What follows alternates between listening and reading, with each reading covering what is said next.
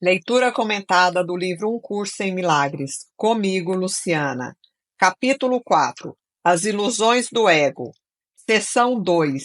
O ego e a falsa autonomia.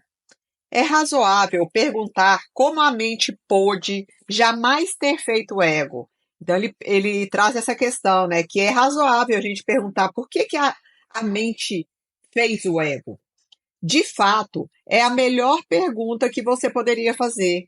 Não faz sentido, porém, dar uma resposta em termos de passado, porque o passado não importa e a história não existiria se os mesmos erros não estivessem sendo repetidos no presente.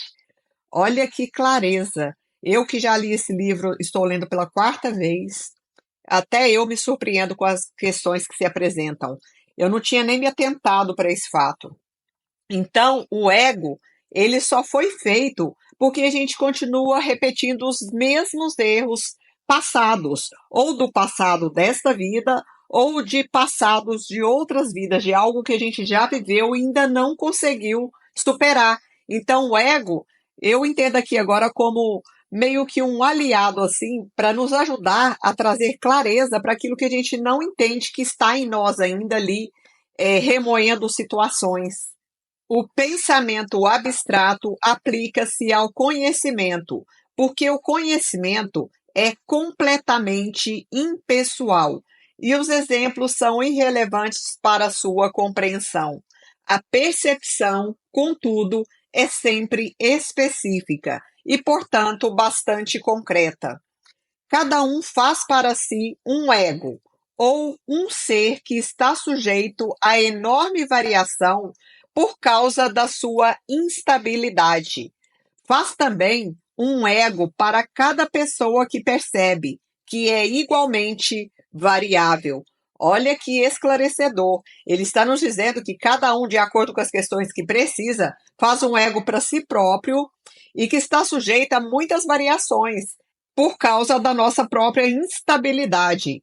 E cada um de nós faz também através da percepção, né, dos equívocos, da visão equivocada, da mentalidade equivocada, a gente cria um ego para cada pessoa que percebe. No meu entendimento, é como se fossem rótulos mesmo, e que vão se manifestar, vão se apresentar para a gente, porque a gente acredita naquilo, acredita que aquela pessoa é assim.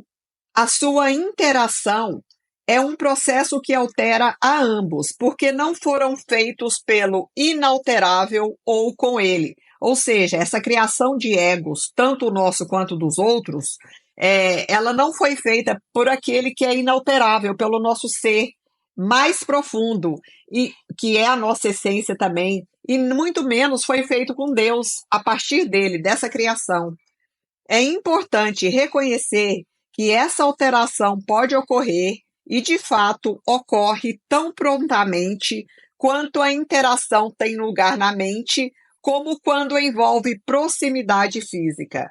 Pensar sobre um outro ego é tão eficaz para mudar uma percepção relativa quanto a interação física. Não poderia haver melhor exemplo de que o ego é só uma ideia e não um fato.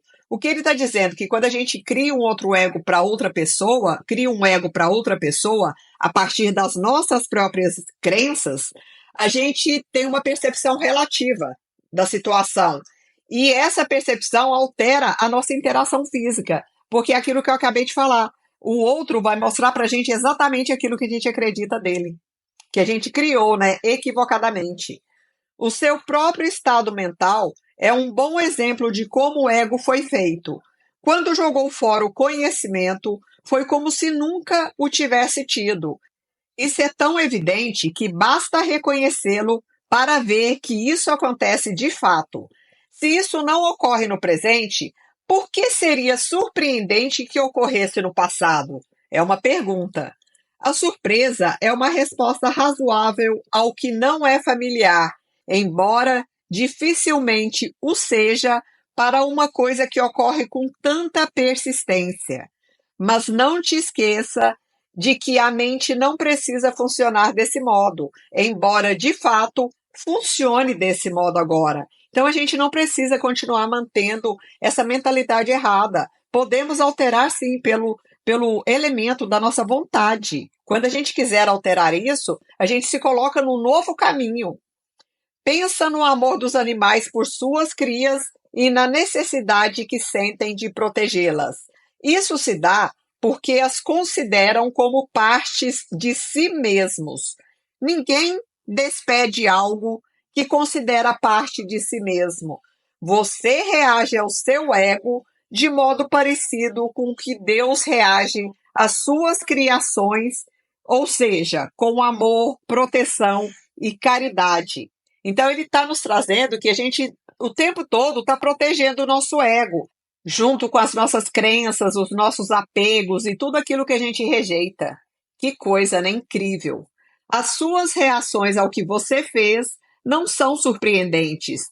De fato, elas se parecem de muitas maneiras ao modo como um dia reagirá às tuas criações reais, que são intemporais quando você é.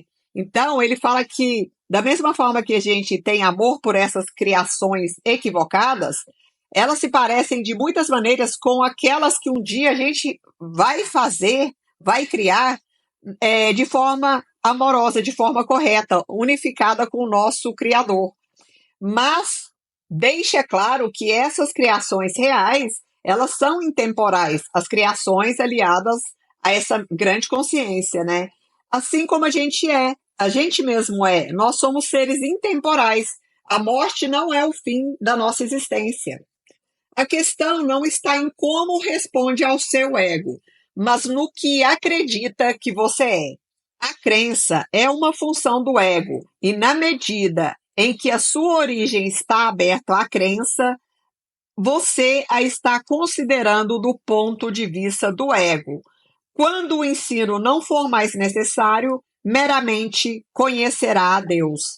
Acreditar que existe uma outra forma de perceber é a ideia mais elevada de que o pensamento do ego é capaz. Isso porque ela contém um sinal do reconhecimento de que o ego não é o ser, a nossa essência divina. Então, existe realmente essas duas forças aqui atuando. Tem o nosso ser, que é a nossa essência divina, que está lá oculto ainda, escondido muitas vezes, né? E tem o ego, que está agindo consistentemente no nosso dia a dia, na nossa vida, nas nossas relações, em tudo. Minar o sistema de pensamento do ego tem que ser percebido como doloroso, muito embora isso seja qualquer coisa menos verdadeiro. Por quê? Porque dói a gente se afastar de uma criação que a gente inconscientemente se apegou a ela, tem um carinho por ela. Porque já que o ego é uma criação nossa, então mesmo que a gente não tenha consciência disso, gera um sofrimento desapegar desse ego que a gente mesmo criou.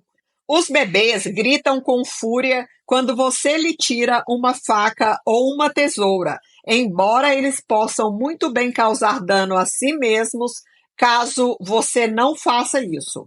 Então, as crianças, elas choram, elas gritam enraivecidas quando a gente toma da mão delas uma faca ou uma tesoura. Elas não sabem que aquilo pode causar danos para elas, mas a gente vai lá e retira. Então, ele está trazendo a analogia com os bebês de que quando a gente pode potencialmente perder esse ego, entre aspas, né, gente? Perder esse ego que a gente mesmo criou, a gente também fica enraivecido, fica enfurecido, fica com raiva, porque aquilo ali é como se fosse uma obra-prima que a gente mesmo criou. Então, a gente está apegado a esse ego também. Nesse sentido, você ainda é um bebê, por isso que ele trouxe essa analogia. Você não tem nenhum senso de real autopreservação e é provável que decida que precisa exatamente daquilo que mais te feriria, ou seja, desse condicionamento, dessas circunstâncias que o ego cria. Entretanto, reconheça-o ou não agora, concordaste em cooperar no esforço de tornar-te ao mesmo tempo inofensível e útil, atributos que necessariamente vão juntos.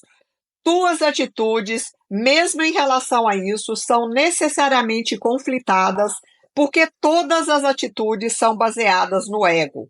Isso não vai durar. Seja paciente por algum tempo e se lembre de que o resultado é tão certo quanto Deus. Só aqueles que têm um senso de abundância real e duradouro podem ser verdadeiramente caridosos. Isso é óbvio quando considera o que está envolvido. Para o ego, dar qualquer coisa implica em que terá que ficar sem ela.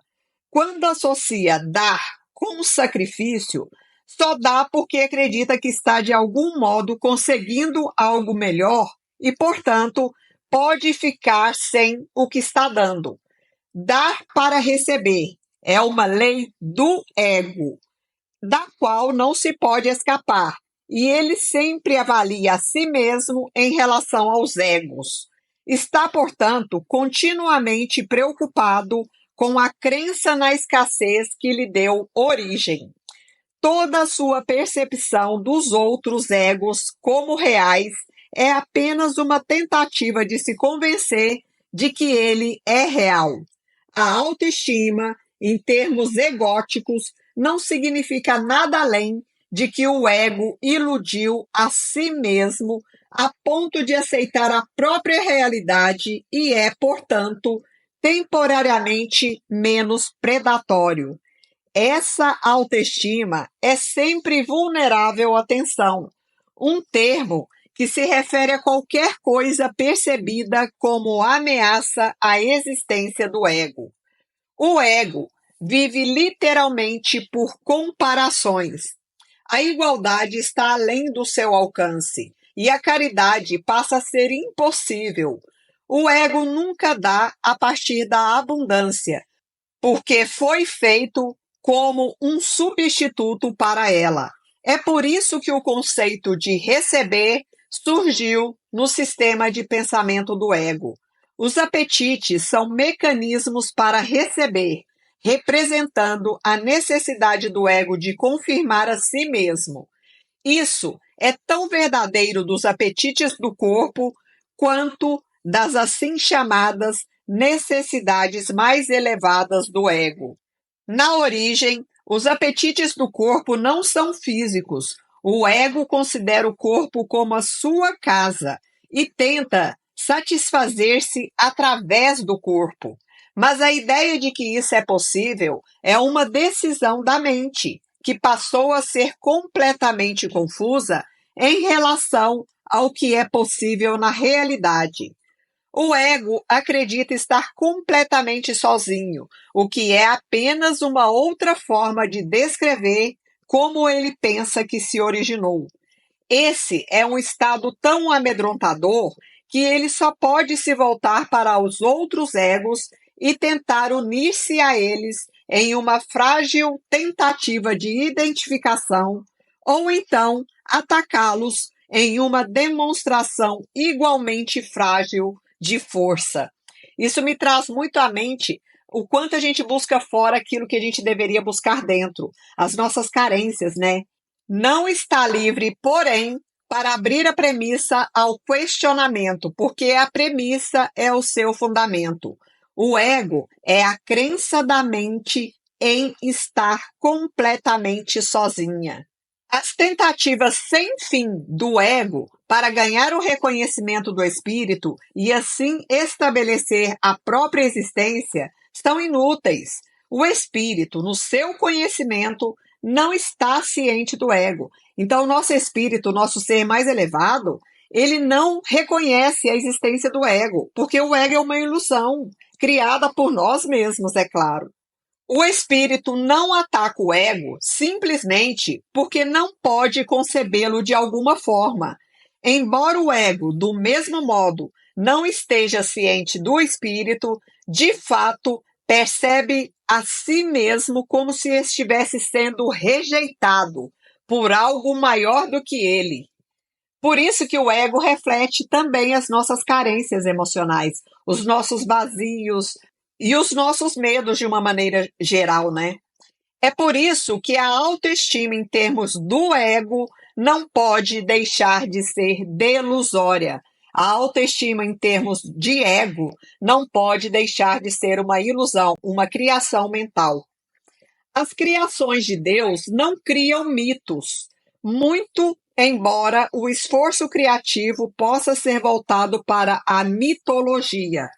Porém, só pode fazê-lo sob uma condição: o que ele faz já não é criativo. Os mitos estão inteiramente ligados à percepção e são tão ambíguos na forma e tão caracteristicamente bons e maus por natureza que o mais benevolente entre eles não está isento de conotações amedrontadoras. Mitos e mágica estão intimamente associados, já que os mitos usualmente se relacionam às origens do ego e a mágica aos poderes que o ego atribui a si mesmo. Os sistemas mitológicos, em geral, incluem alguma descrição da criação, ou seja, de como a gente foi criado, de como o mundo se originou, né? Ele está trazendo isso que muitos mitos tentam explicar isso. Eu vou retomar aqui. Os sistemas mitológicos, em geral, incluem alguma descrição da criação e associam isso à sua forma particular de mágica. A assim chamada luta pela sobrevivência é somente uma batalha do ego para preservar a si mesmo e a sua interpretação do seu próprio começo.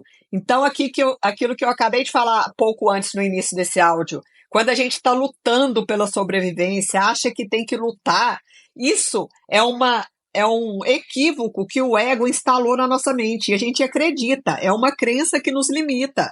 Por quê? É uma forma do ego preservar a si mesmo. E é uma forma dele preservar na nossa mente a interpretação equivocada de como a gente surgiu. Esse começo é usualmente associado ao nascimento físico. Então, para o ego, a nossa origem é o corpo físico. Não é algo espiritual, não é um ser espiritual, é o corpo físico. E ele faz a gente acreditar nisso.